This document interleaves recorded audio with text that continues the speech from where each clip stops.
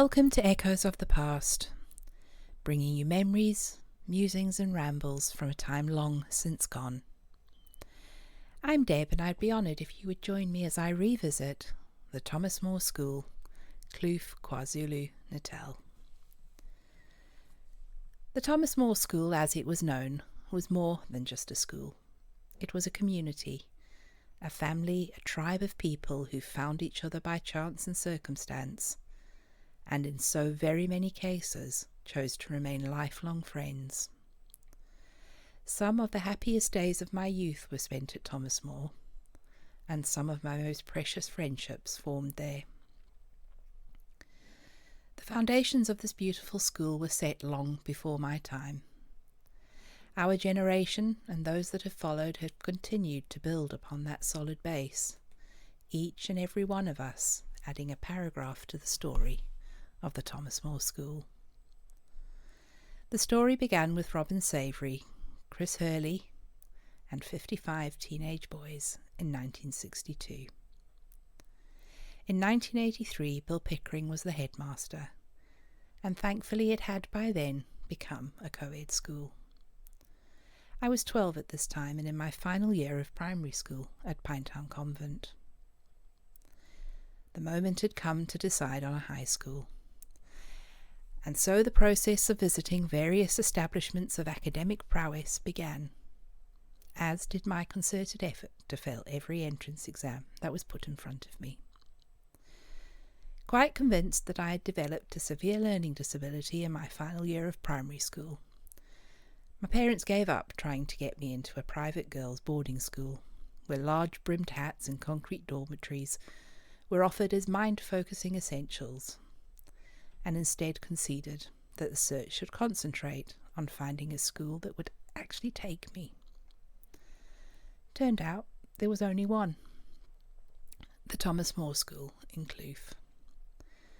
No hats, co-ed and only boys could board. That was an entrance exam I was happy to pass. But as it went, Mr. Pickering never asked me to sit one. And so in the January of 1984, hatless, I joined the Thomas More School and set upon a journey that would underscore almost every part of my life from there on out. So very many memories, so very little time to share them all. Wednesday afternoon mass in the chapel with Father Boardman. Learning to high jump on the lawn in front of the great house. Lunchtimes in the hall with my friends and the piano, and whatever other instruments we could get our hands on.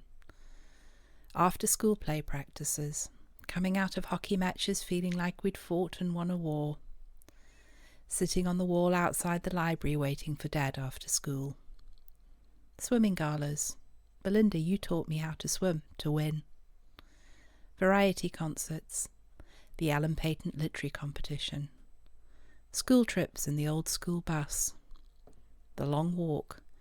And that incredible moment when the sun rose over the hills of Kloof and the cool pre-dawn breeze slowly disappeared to be replaced by the early morning sun.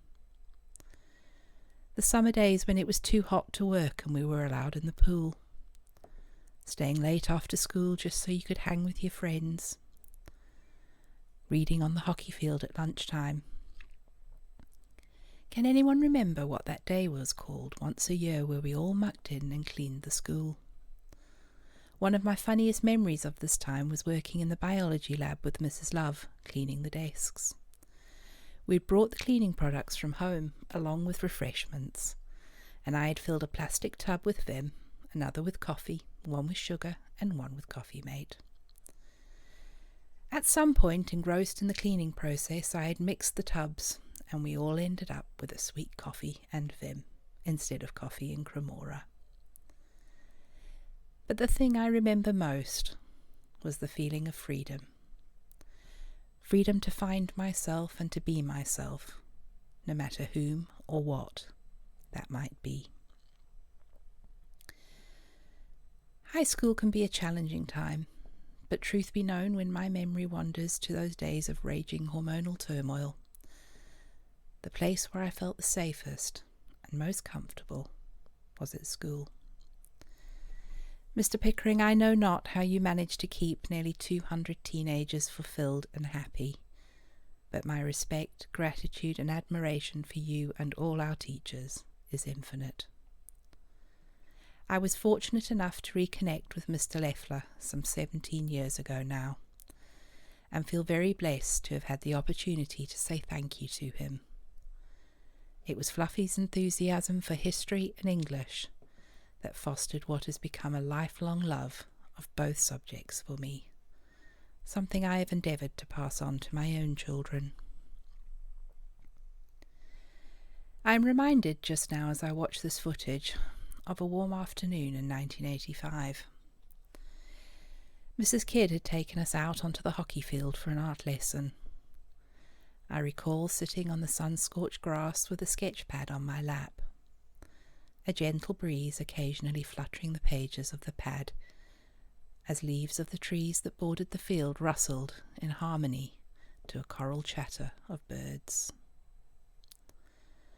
At some point during this lesson, my mind drifted to the question of what the future held, what life would be like when I would one day have to leave this place.